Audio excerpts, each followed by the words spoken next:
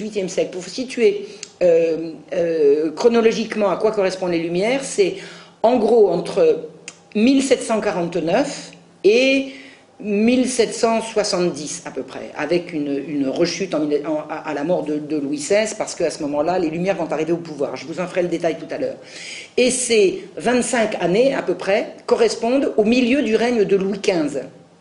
Alors, Louis XV, arrière-petit-fils de Louis XIV, arrive au pouvoir en 1715. Enfin, c'était un petit garçon à l'époque, il y a eu une régence, mais il arrive véritablement aux affaires après la mort de son tuteur, autour des années 1740 à peu près.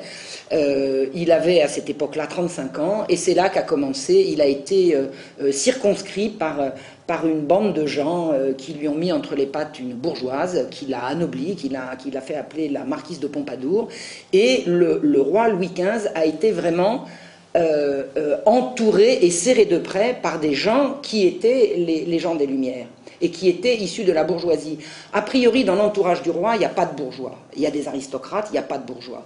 Et vraiment, à cette période-là, à partir de la Pompadour, et pour tout un tas de raisons également économiques et financières, tous les rois de France ont toujours manqué d'argent. Approcher le roi en lui disant « je connais des banquiers qui pourront, Majesté, vous faire quelques bons plans », c'est s'ouvrir la porte. Et la marquise de Pompadour était tout à fait issue de ces milieux-là. Donc le roi a été approché par toute une bande qu'on a appelée les philosophes, les gens des Lumières, et il y a eu un tournant dans le siècle à partir de ce moment-là. Et il y a eu un tournant plus que dans le siècle, dans l'histoire de France, puisque les Lumières ont mené à la Révolution ce que tout le monde réclame. Hein, Mélenchon dit, et pas que lui, d'ailleurs je ne vais pas m'en prendre à lui particulièrement, parce que je n'ai pas à m'en prendre à lui particulièrement, mais également dans ce qu'on a appris, les Lumières ont préparé la Révolution, donc c'est une grande et belle chose, hein, puisque la Révolution c'est bien. On est d'accord. Il y a des choses qu'il faut admettre. La Révolution c'est bien, les Lumières c'est bien, et tout va bien. Et c'est grâce à la Révolution et les Lumières qu'on a la chance aujourd'hui de vivre dans un grand pays démocratique que chacun connaît. Voilà. Donc, moi je pense qu'il faut y regarder de plus près. Ce que j'entends dire à propos des Lumières, c'est que en fait c'est un humanisme. Et moi qui fais comme notre ami Salim, je me présente aux élections sous l'étiquette de Debout la République de Nicolas Dupont-Aignan, je colle les affiches. Et l'affiche du front de gauche chez moi, elle est juste à côté de la mienne, et il y a marqué l'humain d'abord. C'est-à-dire qu'en fait, c'est les Lumières, c'est l'humain, c'est l'humanisme. Et ça, c'est dit et redit. Promenez-vous sur Internet, allez sur des sites de gauche ou d'extrême gauche. Les Lumières, c'est l'humanisme. Mais l'humanisme, c'est quoi? C'est-à-dire qu'il y aurait, d'après ce langage, d'après cette façon de présenter les choses, un tournant au XVIIIe siècle où la superstition, l'ignorance et le fanatisme reculent au profit de l'humain. Qu'est-ce qui s'oppose à l'humain? C'est le divin, on va dire. Hein. C'est-à-dire que la religion, qui est signe d'intolérance, de superstition et d'ignorance, va reculer au bénéfice de l'homme. Voilà, l'homme, l'humain, avec un grand H. Bon. Or, il se trouve que, pour des raisons autres que mon intérêt pour les Lumières, j'ai repris sur le tard, c'est-à-dire il y a simplement une dizaine d'années, une douzaine d'années maintenant, des études d'histoire pour parler d'un autre sujet, mais comme le sujet que je voulais traiter, qui était notamment l'attentat d'Amiens, on en reparlera tout à l'heure, et également les trafics d'enfants sous l'Ancien Régime, j'ai été amené à croiser les protagonistes des Lumières. Et je ne les cherchais pas, je les ai simplement trouvés. Et ce que j'ai découvert, c'est quand même pas triste, c'est-à-dire que tout s'est écroulé. Tout ce que je croyais s'est écroulé, il n'y a plus rien qui tient debout. Je suis allé à la recherche, une fois que j'ai commencé à pêcher, j'ai tiré, et sur le filin est arrivé tout l'édifice. Et ce que je vais essayer de vous résumer, alors bon, je pourrais faire une conférence qui peut durer 10 heures, je pourrais vous la faire en 5 fois, je vais être obligé de raccourcir, de faire beaucoup de raccourcis, et certainement pas de traiter de tous les sujets qu'ont traités les Lumières, parce qu'ils ont traité de tout.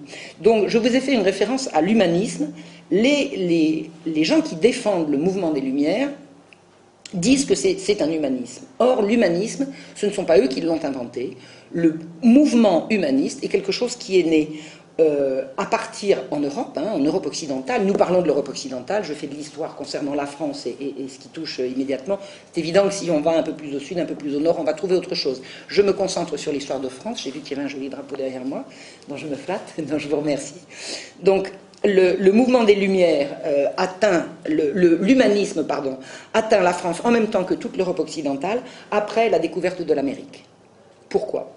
Parce qu'il se trouve que jusqu'à 1492, l'humanité, pour les gens qui pensent, est limitée à ce qu'on connaît. Donc, il y a les chrétiens, il y a les non-chrétiens, il y a les infidèles, il y a les gens à convertir ou les gens à exclure. Le monde est terminé, le monde est fini.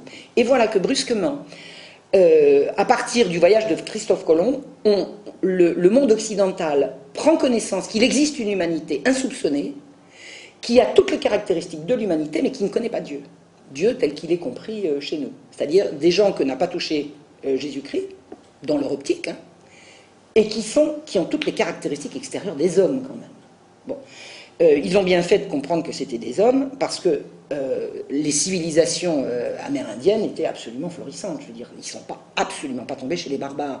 Ça, il faut dire et le redire.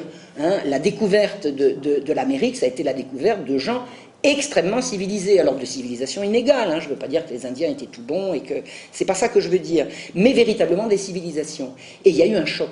Il y a eu un choc terrible, d'abord parce que les colons qui se sont lancés à la conquête de l'Amérique, dès qu'ils en ont eu la possibilité, Christophe Colomb est revenu, il a dit à la reine d'Espagne, voilà, bon, il y a des terres, on va aller les conquérir, donc on a envoyé immédiatement des colons, et les colons arrivés là-bas ont commis atrocité sur atrocité, mais de façon absolument épouvantable, épouvantable. La destruction qui a été opérée en Amérique s'est faite, alors elle s'est faite d'autant plus rapidement qu'ils ont apporté là-bas des microbes on les appelle les Amérindiens. Les Indiens parce qu'on pensait qu'ils pensaient qu'ils étaient en Inde. Christophe Colomb n'a pas su qu'il était arrivé en Amérique. Hein. Il croyait qu'il était arrivé à l'autre côté de l'Inde. Et donc Amérindien, parce que Amérique, c'est Amerigo Vespucci plus tard qui a dit que ça s'appelait l'Amérique, donc on dit les Amérindiens pour ne pas dire les Indiens et pour ne pas dire les indigènes, que je trouve, non pas insultant, mais à limite.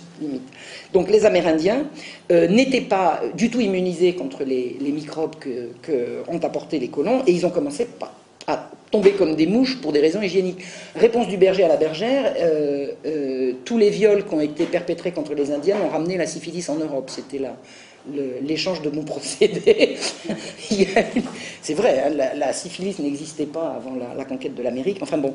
Et il y a eu également comme façon de détruire la civilisation, les civilisations indiennes, une brutalité absolument épouvantable. Abominable. Pourquoi? Parce qu'on avait affaire à des colons, qui étaient des gens qui étaient des soldats, qui avaient l'habitude de tuer et d'avancer, et ils s'en fichaient. Il n'y avait aucune espèce de morale dans leur façon de faire.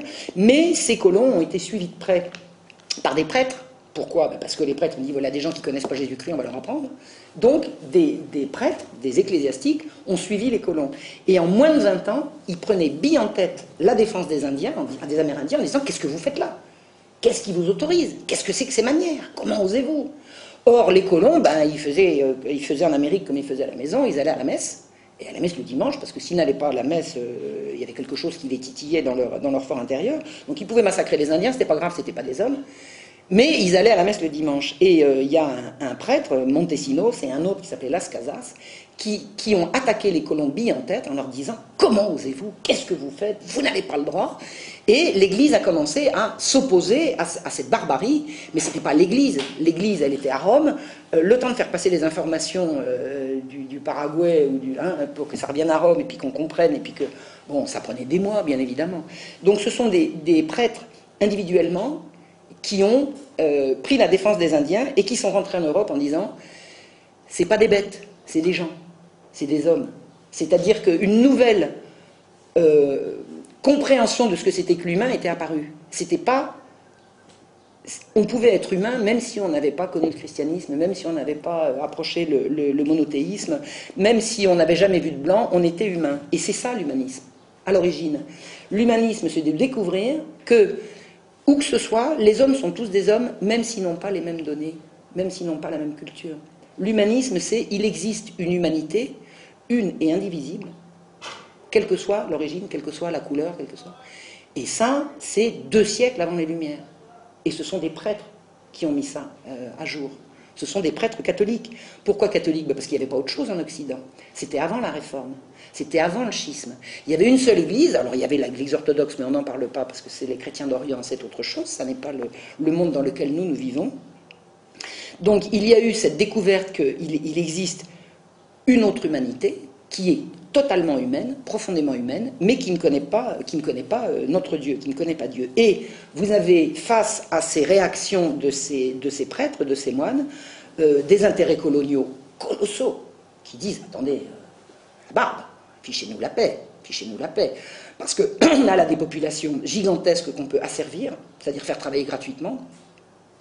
On a des richesses de sol et de sous-sol sans fin, un puissant fond d'or, de pierre, de... dire la découverte du Nouveau Monde, c'est le cliquetis de l'or qui va déverser sur l'Ancien Monde, clairement. Et vous avez quelques personnes qui disent non, attendez, l'humanité, bon, bah d'accord, l'humanité, fichez-nous la paix. C'est le combat des titans. Vous avez, enfin, des titans, pas vraiment. Il y a une des deux forces qui est les titans, qui sont les forces économiques de la bourgeoisie qui veut se développer, qui veut ouvrir des marchés, qui veut trouver de la main-d'œuvre. Et puis en face, une vieille église qui dit ah ben non, attendez, il faut qu'on réfléchisse, non, vous n'avez peut-être pas le droit. Enfin bon. Et en 20 ans de temps, donc, les premiers appels au secours des prêtres sur le Nouveau Monde sont arrivés à Rome. Et en 1517, vous voyez, entre 92 et 1717, ça fait quand même pas beaucoup, hein, ça fait 25 ans, un dominicain, c'est-à-dire un moine dominicain, a écrit « Aucun roi, ni empereur, ni même l'Église romaine n'ont droit de faire la guerre aux païens ».